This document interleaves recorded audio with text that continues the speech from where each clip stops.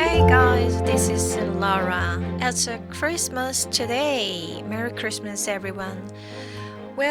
So I'm gonna read for you a small part of some book, which is a Christmas Carol by Charles Dickens. So let me start. Step 1. Marley's Ghost. Marley was dead to begin with. There's no doubt whatever about that. The register of his burial was signed by the clergyman, the clerk, the undertaker, and the chief mourner. Scrooge signed it, and Scrooge's name was good upon change for anything he chose to put his hand to. Old Marley was as dead as a doornail. Mind. I don't mean to say that I know, of my own knowledge, what there is particularly dead about a doornail. I might have been inclined, myself, to regard a coffin nail as the deadest piece of ironmongery in a trade. But the wisdom of our ancestors is in a simile, and my unhallowed hands shall not disturb it, or the country's done for. You will therefore permit me to repeat, emphatically, that Marley was as dead as a doornail. Scrooge knew he was dead. Of course he did. How could it be otherwise? Scrooge and he were partners for I don't know how many years. Scrooge was his sole executor, his sole administrator, his sole assign, his sole residuary legatee, his sole friend, and the sole mourner. And even Scrooge was not so dreadfully cut up by the sad event, but that he was an excellent man of business on the very day of the funeral, and solemnized it with an undoubted bargain.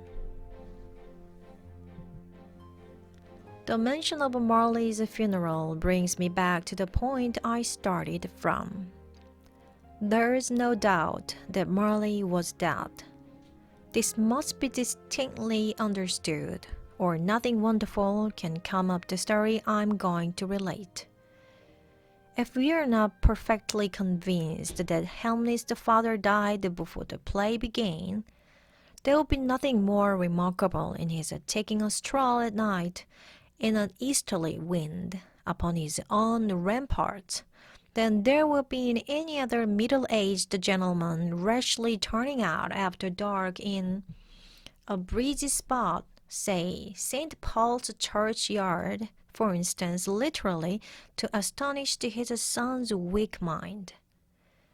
Scrooge never painted out old Marley's name.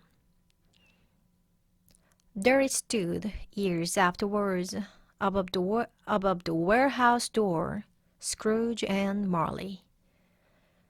The farm was known as Scrooge and Marley.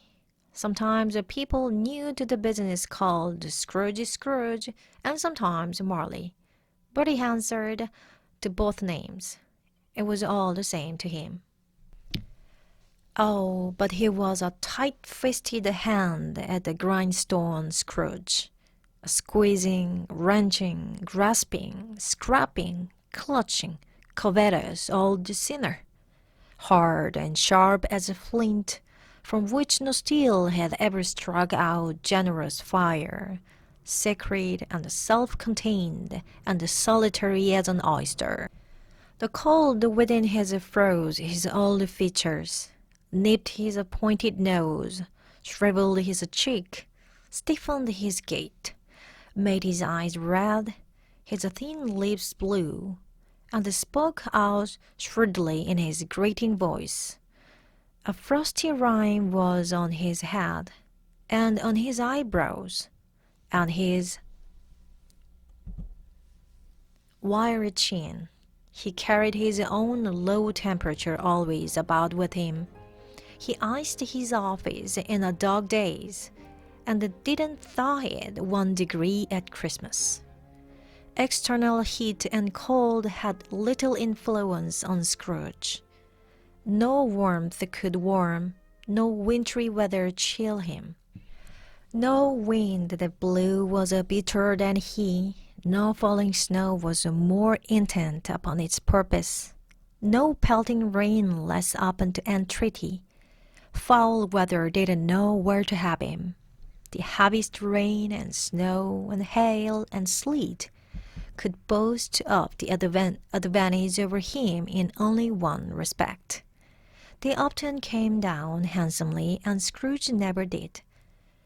Nobody ever stopped him in the street to say, with gladsome looks, "My dear Scrooge, how are you? When will you come to see me?"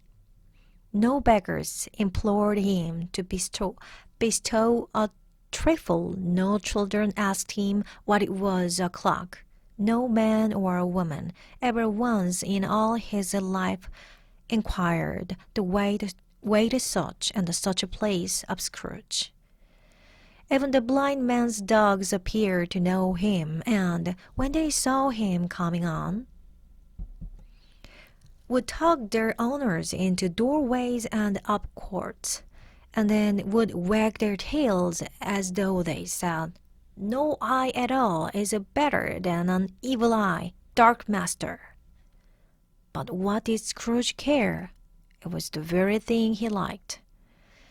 To edge his way along the crowded paths of life, warning all human sympathy to keep its distance, was what the knowing ones call nuts to Scrooge. Once upon a time, of all the good days in a year, on Christmas Eve, old Scrooge sat busy in his counting house.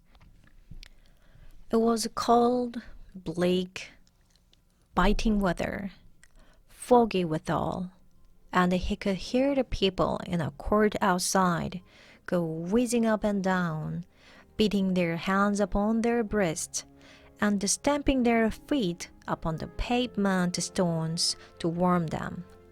The city clocks had only just gone 3, but it was quite dark already. It had not been light all day, and candles were flaring in the windows of the neighboring offices, like ruddy smears upon the palpable brown air.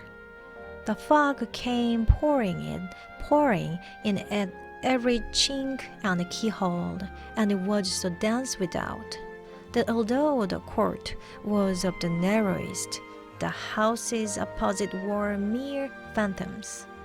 To see the dingy cloud, some dropping down, obscuring everything, one might have thought that nature lives hard by and was brewing on a large scale. 크리스마스 캐럴 잘 들으셨나요? 더 원문을 읽어보고 싶으신 분은 제가 남겨놓는 링크를 통해서 원문을 확인해 보실 수 있고요.